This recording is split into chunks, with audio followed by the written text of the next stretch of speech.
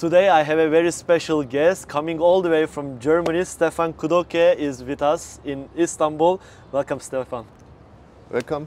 How are you? Thank you very much to having me here. Glad to have you here in Istanbul. We have a beautiful weather, a bit too sunny even, and we have a beautiful view and we have beautiful watches. So, and I forget my sunglasses. It's okay. That's a rookie mistake, you know. Your second time in Istanbul, you won't have that.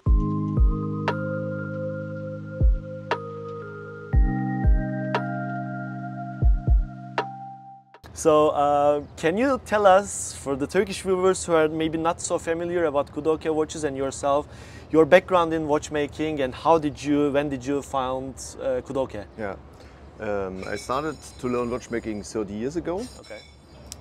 Classical shop for restorations and something like that, on old pocket watches and clocks. Okay. And then I was going to Göksu Original in the department for developing and complicated watches. Okay. After that I made my master degree in watchmaking. Then I worked for Breguet, Blanquet, Omega in New York in a service center, and then I quit watchmaking. And then I was going to the university to study and met my beautiful wife. And then we started from the student apartment. We started with Kudoke, the brand, now 20 years ago. Wow. In part-time next to the university, and then from 2008 in full-time. Okay.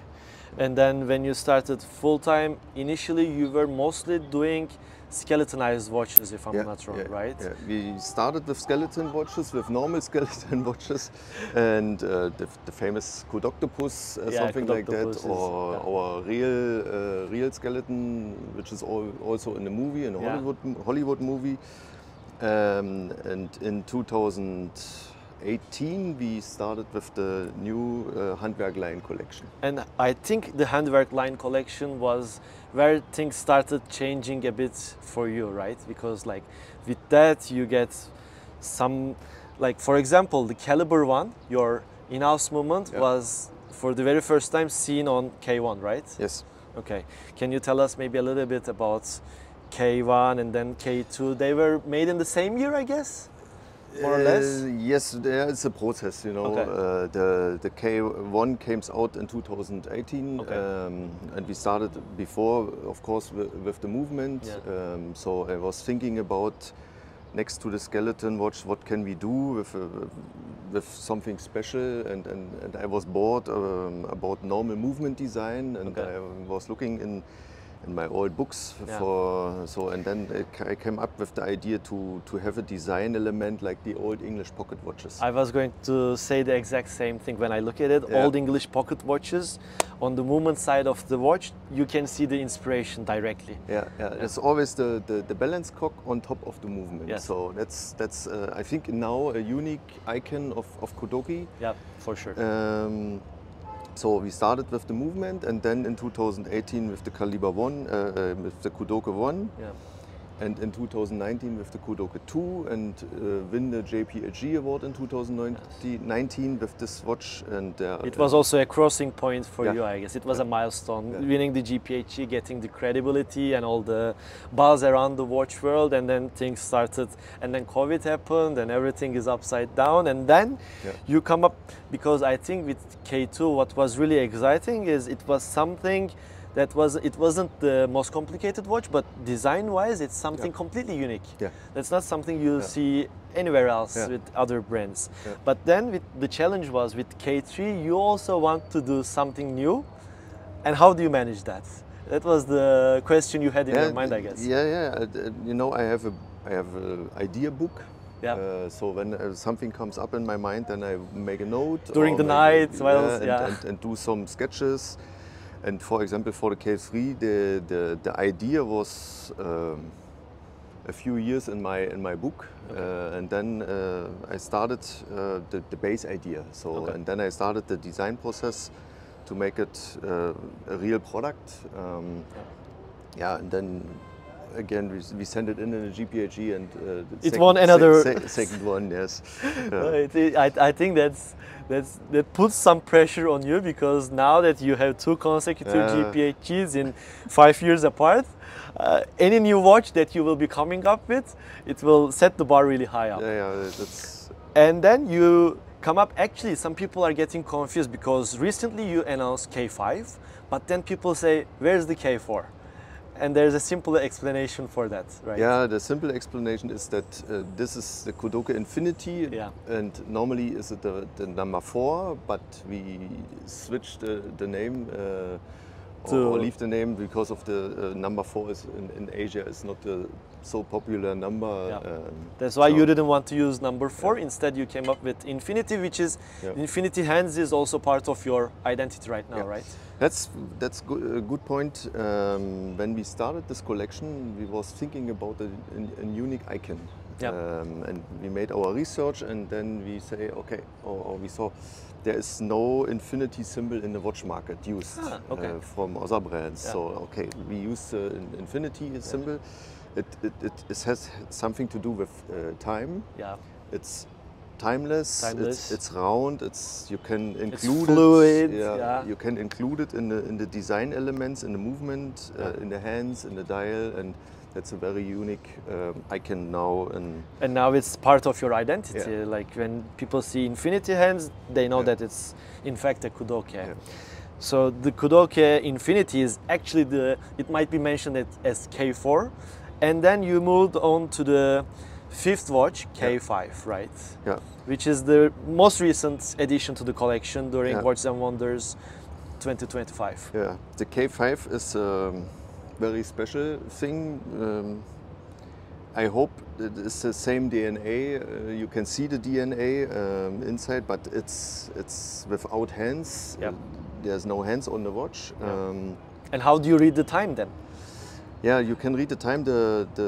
We have a huge 24-hour disc. The big brother of the K2. Okay. So Big brother, I like the how you put it. Makes sense. You know, in the K2 you have a small 24-hour disc, and now we have a big 24-hour disc, and the disc is moving, and there's a little golden triangle on the night side, and shows the time on the display 24. So the disc is moving 1 time per day. And if you have a short look, then you see the sun side is up, then it's midtime, night side is up, it's nighttime. So. Exactly, it's a really clever design, and actually at first sight, what you said is so true. You understand that it's a Kudoke, you get the identity from the K2, but it's a completely new both design, not only on the dial side, but also the case construction is completely different, right? So the proportions are like, this is 38 millimeters compared to 39. The thing is, like, whenever somebody puts K5 on the wrist, it's really thin. It has a very ergonomic presence on the wrist, but when you look at it from this angle, sometimes you think it maybe looks a bit thicker because it has a domed sapphire glass, which gives another perspective actually to the watch. It looks beautiful. I was trying to have a design that when you look to the watch, that you have the feeling the disc is flying in the sky. And then you have this huge domed glass. And hopefully it's good. It has really like a 3-dimensional look to the watch. It gives more that, because like when you look at such beautifully handcrafted pieces, you really want to see the craftsmanship going behind. So with like K5, you can see it instantly. The thickness is 12 millimeters, by the way. But with the glass? With the glass, and the case thickness is 7 millimeters. Wow. So it's a really thin watch. The presence on the wrist is like really almost like an ultra thin watch, but then you have the glass. I think it has a really nice balance. But that's not the only novelty you presented during this year's fair. You also presented this very new K3 flakes. Right? Can you tell us a little bit more about it, please? Yeah, we have the normal Normal. Normal. We have the K3. Yeah, this is the K3 normal. Even the normal ones in Kudoke, they are GPHG winners. So imagine what's gonna happen with the abnormal ones. So, and we was thinking about to have the upper dial to show something special, to show our skills with the engravings on the, not only on the back side, you know, so also on the front side. And then we was trying some different techniques, and we ended up with this. We call it flakes. Flakes. I think it's a beautiful. We cut out the material with the tool like this. And what is the material? The base material is brass, and then electroplated in yellow gold or white rhodium. And then you hand engrave it. Yeah. And completely. then you reach this beautifully, like it's really, this is one of those watches that has to be seen in person, because it's, I call them dancing with the lights, you know, like these kind of pieces really, like you have to see it in natural light, in room light. It's basically reacting differently in different angles, and that's the most fun part about these watches. And we have very big edge on the upper dial, completely polished by hand. And it's you can see the craftsmanship really. Really, I'm really glad that you were able to show it, because your craftsmanship, especially with hand engraving techniques, is already top notch. That, for example, we see it in this beautiful K2 as well, but on the movement side this time. So you do hand engravings based on special requests, right? Yeah. It's one of our, we are specialized for engraving techniques and finishing techniques. So that's one of the full package what you can get. This is the full package. I like the way, as a German, you have to address to the watch, the car market. So it's a full package. You have different options, and that's the full package. So. Okay, that's perfect, David. So I think also by the K5, the complete disc. It's hand engraved and then electroplated in 3 colors. That's one of the special things what we do, electroplating in different colors. You have yellow gold, white rhodium and black rhodium on the disc, and it's a very complicated process, because you started first, you make the engraving and finishing on the disc, and then you put it in the electroplating, the first color, white rhodium, and then you have to cover the stars and the moon with a lacquer. Put it I didn't know that. Put it in yellow gold, then you have to cover again stars and moon, and also the sun side with the yellow part, with the gold yellow part. And then put it in black rhodium, the third step. So you have many steps going behind. And then you have to remove the lacquer. So, and we lacquer it under the microscope and loop, and if you make a mistake, then it's damaged, and then you start it again from from so you have to be very careful. It takes really much experience, and that's one of the parts throughout your career that you have been really focusing on, right? Like hand engraving techniques, skeletonization. Those require really different levels of experience, honestly, and those are one of the distinct features of Kudoke watches. We have pretty much the whole line here in front of us, and this is basically, obviously you have a huge background, but this lineup has been going today for the past 7 years now. So in 7 years time, since 2018, maybe 8 years almost, you managed to have like a really nice lineup of watches with different ways to show time. You have a simple 3-handed watch with K1, you have a beautiful 24-hour indicator on K3, K2, and then with K3 you have basically a time-only watch as well, but with 3-hour hands. Something unique. Something unique, and then you have a beautiful Aventurine dial with Kudoke Infinity and with K5 as well. So what are the plans for the future? I have to ask, like, how will you try to keep up with all this? You were just mentioning to me that you are trying to do something new, to take a fresh breath in the world of watchmaking. Yeah. That's when I develop something, you know, I'm thinking all the time about something special, something new that the collectors will be surprised, and you cannot find it really in the watch market, because there are so many watches, beautiful watches from so many brands. Some colleagues. Sometimes there's too much competition in the market. you know, I don't want to be a guy with the 100th chronograph.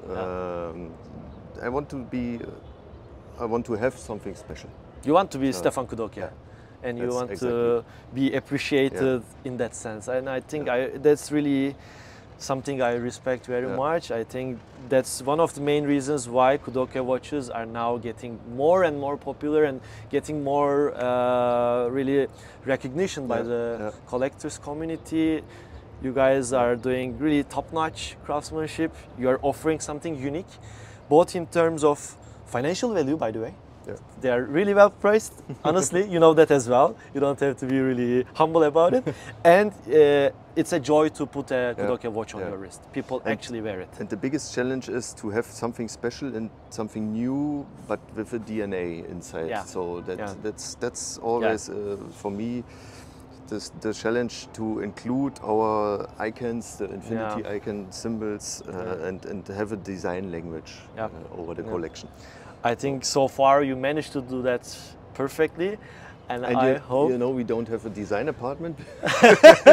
No department. I mean, like the department is here basically with us now. But no, I mean, you managed to do it perfectly, and I have no doubt, honestly, that in the near future as well, you'll keep up with that pace. I know it's challenging, but the expectations and hopes are high. Thanks a lot for joining me today. In Istanbul. We are really glad to welcome you here and hoping to see you soon again. And any last words before closing that you would like to mention? Yeah, it's a beautiful city.